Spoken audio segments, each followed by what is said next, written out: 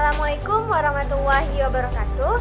Perkenalkan, nama saya Mutiara Fiantika, nomor BP 1811071003, kelas 2 D4 Telkom, program studi D4 Teknik Telekomunikasi, jurusan Teknik Elektro, Politeknik Negeri Padang.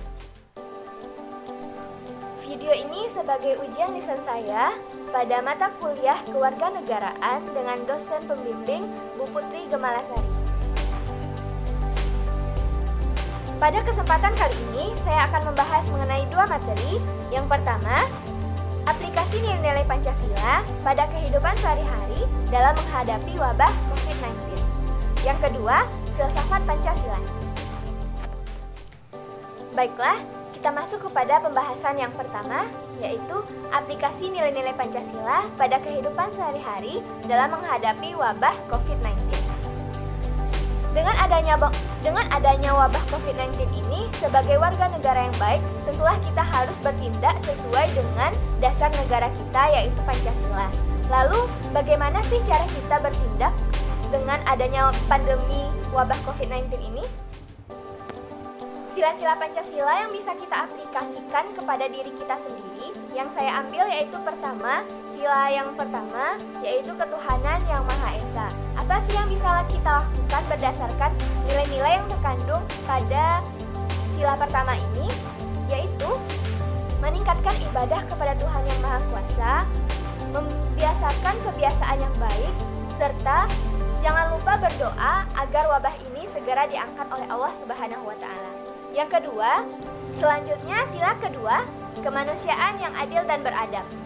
Apa sih yang bisa kita lakukan berdasarkan nilai-nilai yang terkandung pada sila kedua, yaitu tetap berada di rumah demi terputusnya rantai penularan, membiasakan diri untuk peduli kepada lingkungan, dan menerapkan perilaku hidup sehat.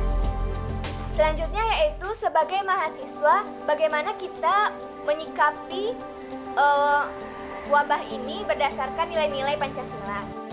Saya mengambil sila ketiga, yaitu Persatuan Indonesia. Berdasarkan nilai yang terkandung pada sila ketiga ini, sebagai mahasiswa kita hendaknya mendukung kebijakan pemerintah selagi itu berdampak baik dan juga memberikan kesejahteraan bagi rakyat. Pemerintah mengeluarkan kebijakan untuk mengisolasi diri di rumah masing-masing demi kesehatan masyarakat. Untuk itu, kita sebagai mahasiswa juga harus ikut serta membantu pemerintah untuk mewujudkan hal tersebut, yaitu dengan cara mengingatkan keluarga kita atau tetangga kita untuk tetap berada di rumah dan tidak keluar rumah jika tidak keperluan yang mendesak. Selanjutnya, bagaimana sih seharusnya tindakan kita yang sesuai dengan nilai-nilai yang terkandung pada Pancasila dengan memposisikan diri kita sebagai anggota keluarga? Baiklah, yang pertama, saya mengambil sila kedua, yaitu kemanusiaan yang adil dan beradab. Sebagai anggota keluarga, tentulah waktu karantina ini sangat berarti bagi kita, karena kita bisa menghabiskan Ramadan kali ini bersama keluarga. Kita sebagai anggota keluarga juga harus mengingatkan keluarga kita untuk selalu menjaga kebersihan dan kesehatan.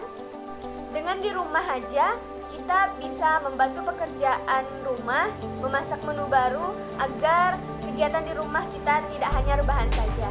Dan juga kita bisa membuat disinfektan sendiri dan juga membuat jamu yang bisa memperkuat imun kita.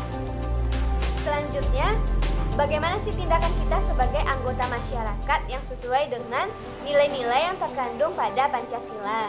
Di sini, sebagai anggota masyarakat, kita hendaknya menghindari keramaian di lingkungan masyarakat agar tidak terjadinya penularan dan juga tetap mengikuti himbauan dari pemerintah untuk tetap berada di rumah. Di sini saya mengambil sila ketiga, yaitu Persatuan Indonesia. Hal positif yang bisa kita lakukan adalah berbagi makanan kepada tetangga yang membutuhkan, berbagi masker kepada masyarakat, tetap mengikuti himbauan dari pemerintah untuk tetap di rumah saja, dan juga ikut mengingatkan kepada semua masyarakat untuk tetap berada di rumah. Selanjutnya itu saya mengambil sila kedua, yaitu kemanusiaan yang adil dan beradab. Dengan kondisi yang seperti ini, kita bisa membuka donasi untuk masyarakat-masyarakat kecil yang terhambat nafkahnya atau terhenti nafkahnya atau bahkan yang kena PHK itu bisa melangsungkan kehidupan dan juga bisa bertahan dengan keadaan yang seperti ini. Selanjutnya, marilah kita beralih ke materi yang kedua, yaitu filsafat Pancasila. Sebelumnya, saya akan menjelaskan mengenai sejarah lahirnya Pancasila. Istilah Pancasila pertama kali dapat ditemukan dalam buku Sutasoma karya Mpu Tular yang ditulis pada zaman Majapahit, yaitu pada abad ke-14. Pancasila sebagai dasar negara pertama kali diusulkan oleh Insinyur Soekarno pada tanggal 1 Juni 1945. Pada tanggal 22 Juni 1945, Panitia 9 mengadakan pertemuan yang membahas mengenai pidato serta dasar negara yang telah dikemukakan pada sidang PPUPKI. Dalam pembahasan tersebut, disusunlah sebuah piagam yang diberi nama Piagam Jakarta, yang di dalamnya terdapat rumusan dan sistematika dasar negara yaitu Pancasila, yaitu yang pertama, ketuhanan dengan kewajiban menjalankan syariat Islam bagi pemeluk-pemeluknya, yang kedua, kemanusiaan yang adil dan beradab, yang ketiga, persatuan Indonesia, yang keempat, kerakyatan yang dipimpin oleh hikmat kebijaksanaan dalam permusyawaratan perwakilan, yang kelima, keadilan sosial bagi seluruh rakyat Indonesia. Pancasila sebagai ideologi bangsa dan negara. Secara etimologis, ideologi berasal dari bahasa Yunani, idios yang berarti gagasan, sedangkan logos yang berarti berbicara mengenai ilmu. Maka, ideologi adalah berbicara tentang gagasan atau ilmu yang mempelajari tentang gagasan. Selanjutnya, Pancasila sebagai ideologi terbuka. Ideologi terbuka adalah ideologi yang dapat berinteraksi dengan ideologi lain. Artinya, ideologi Pancasila dapat mengikuti perkembangan yang terjadi pada negara lain yang memiliki ideologi yang berbeda dengan Pancasila. Pancasila memiliki nilai-nilai. Yang pertama, nilai dasar. Nilai dasar adalah nilai yang tidak bisa berubah-ubah sepanjang bangsa Indonesia berpedoman pada nilai tersebut. Yang kedua, nilai instrumental. Nilai instrumental adalah nilai yang dapat berubah-ubah sesuai dengan perkembangan zaman. Yang ketiga, nilai praktis. Nilai praktis adalah nilai yang harus ada dalam praktek penyelenggaraan negara. Fungsi dan peranan Pancasila dalam kehidupan bermasyarakat, berbangsa, dan bernegara. Yang pertama, Pancasila sebagai jiwa bangsa Indonesia. Yang kedua, Pancasila sebagai kepribadian bangsa. Yang ketiga, Pancasila sebagai dasar negara Republik Indonesia. Yang keempat, Pancasila sebagai sumber dari segala sumber hukum yang ada di Indonesia. Yang kelima, Pancasila sebagai perjanjian luhur Indonesia. Yang keenam, Pancasila sebagai pandangan hidup yang mempersatukan bangsa Indonesia.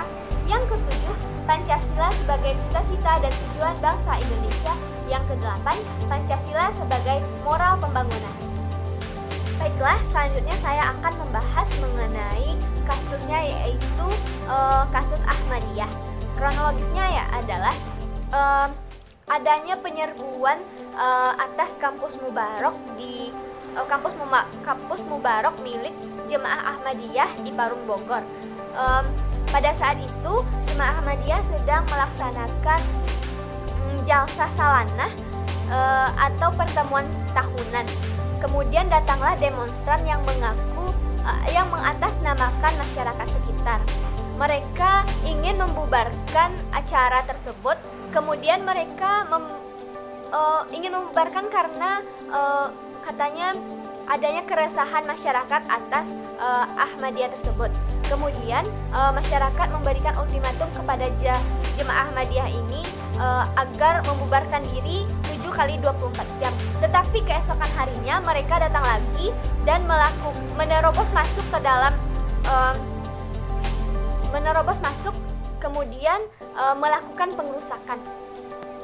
Kemudian Jemaah Ahmadiyah ini melakukan tuntutan atas masyarakat yang telah melakukan perusakan di kampus mereka, dengan tuntutan bahwa masyarakat ini telah melanggar HAM, karena setiap rakyat di Indonesia ini berhak untuk beragama. Lalu, bagaimana pandangan kita terhadap kasus ini? Dalam membahas kasus ini, kita harus menggunakan pendekatan fungsi negara dan hubungan negara dengan warga negara. Yuk kita bahas, apa sih sebenarnya fungsi negara? Fungsi negara itu ada 4. Yang pertama, fungsi pertahanan dan keamanan.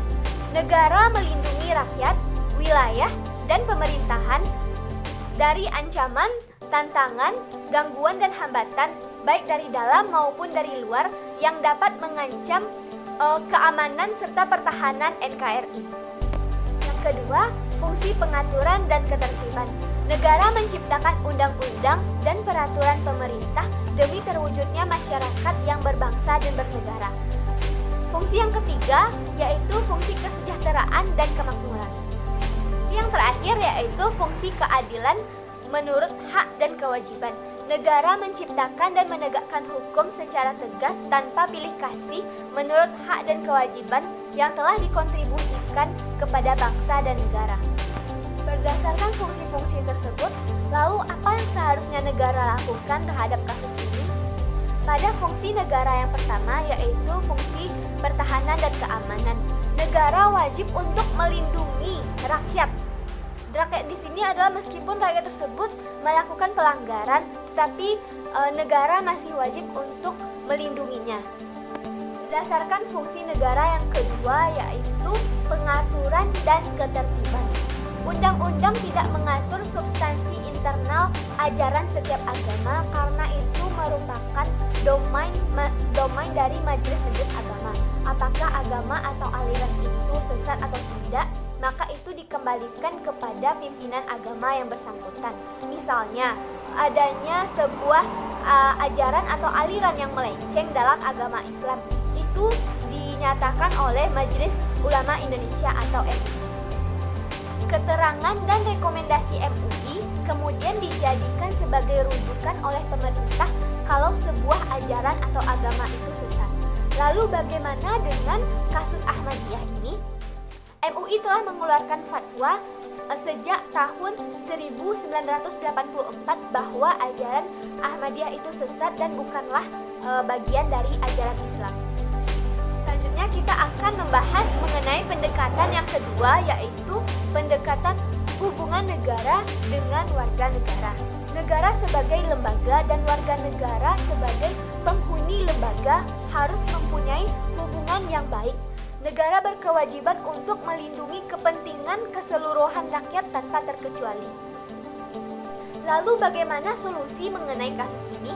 Berdasarkan yang telah dipaparkan tadi, MUI telah mengeluarkan fatwa bahwa aliran Ahmadiyah itu adalah aliran sesat. Tetapi di sisi lain, adanya kekerasan terhadap jemaah penganut Ahmadiyah.